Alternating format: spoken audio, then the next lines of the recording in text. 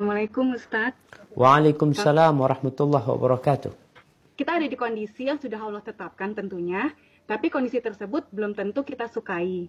Lalu pertanyaan saya, apakah ini kondisi disebut azab atau ujian? Bagaimana indikatornya? Ya. Nah, barakallahu fikum. Gimana kita tahu kondisi kita ini kondisi yang tidak kita sukai ya, yang kadang-kala berlangsung cukup lama. Kita tahu itu ujian dari mana Pak Ustadz. Itu azab buat kita atau itu ujian buat kita. Ahibati fillah. Jamaah rahimakumullah. Jadi ketahuilah bahwa kehidupan ini adalah kehidupan ujian. Dunia ini daru ibtila. Jadi kalau bicara ujian, semuanya diuji.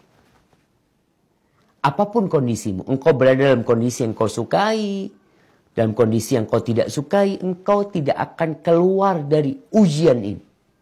Selama engkau hidup, engkau diuji. Baik kondisimu itu berlimpah harta, kondisi yang menyenangkan. Subhanallah. Jangan dipikir orang yang dikasih rezeki sama Allah, dilimpahkan rezeki oleh Allah kepada dia, berlimpah ruah hartanya, padahal dia melakukan kemaksiatan. Apakah itu bukan bala? Itu bala, ujian buat dia. Dan akan menjadi azab ketika sikap dia salah dengan ujian tersebut. Jadi ketika orang dikasih kondisi yang menyenangkan buat dirinya, harta, kesehatan, itu ujian buat dia. Dikasih kesulitan, sakit, itu ujian buat dia. Dan ujian ini bisa menjadi penghapus dosa untuk kesulitan. Ketika orang disulitkan hidupnya, dikasih penyakit, dia nggak suka. Tapi dia bersabar, insya Allah. Dosanya dihapuskan, derajatnya diangkat oleh Allah Azza wa Jalla. Tapi bisa jadi azab enggak? Tadi, dia itu jadi azab sehingga menghapuskan dosanya. Dan akan menjadi azab yang berkelanjutan kalau dia tidak bersabar. Kalau dia tidak menerima, itu jadi azab buat dia. Oleh karena itu, dalam sebuah hadis disebutkan bahwasanya orang mukmin itu ketika dia dikasih penyakit, dikasih musibah, kemudian dia disembuhkan, dia tahu musibah itu untuk mendekatkan dia kepada Allah Azza wa Jalla. Musibah itu untuk menghapuskan dosa-dosa dia.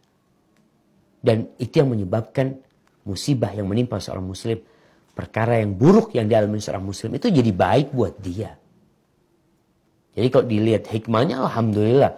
Berapa banyak orang yang ketika ditimpa kesusahan, dia semakin sering baca Al-Quranul Karim. Semakin sering salat duha. Semakin sering puasa sunnah.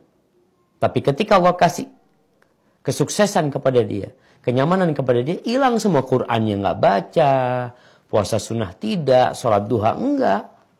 Ditinggal. Jadi bagaimana kita menyikapi itu yang menentukan mana yang azab buat kita dan mana yang akhirnya jadi penghapusan dosa dan pengangkat derajat buat kita. Jadi secara umum itu ujian semuanya. Tinggal bagaimana sikap kita sehingga itu menjadi azab atau itu menjadi penghapus dosa dan pengangkat derajat kita.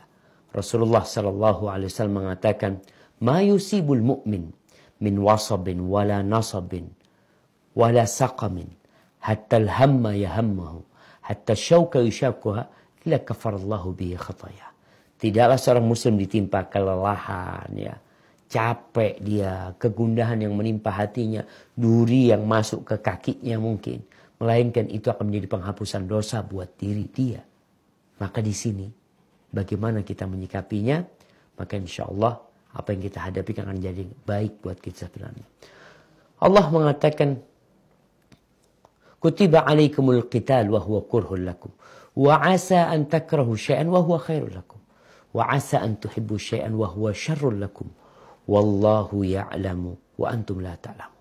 Diwajibkan atas kalian berperang, dan itu satu hal yang kalian benci. Tapi Allah sebutkan bisa jadi sesuatu yang kalian benci itu, yang kalian tidak suka itu baik buat kalian. Dan sebaliknya sesuatu yang kalian suka itu buruk buat kalian. Allah tahu, kita tuh nggak tahu. Oleh karena itu Umar bin Khattab radhiyallahu ta'ala anhu pernah berpesan Dia mengatakan, aku ini nggak peduli kondisi pagi hariku besok. Dalam kondisi yang aku sukai atau dalam kondisi yang aku benci. Aku nggak peduli. Kenapa Umar mengatakan itu? Dia berkata, karena aku tidak tahu di mana ada kebaikan sebenarnya.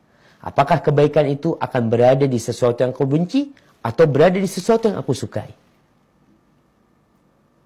Jadi kalau bicara kondisi kita setahun, 2 tahun, 3 tahun, ada orang yang sampai mati.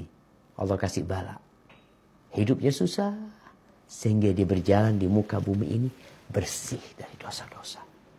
Maka cobalah kita membuka hati kita untuk menerima semua ketentuan Allah Azza wa Jalla. Kalau itu ketentuan yang kita sukai, maka kita bersyukur.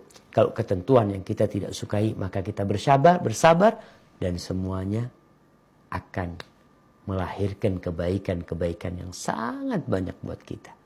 Hadza wallahu a'lam bissawab.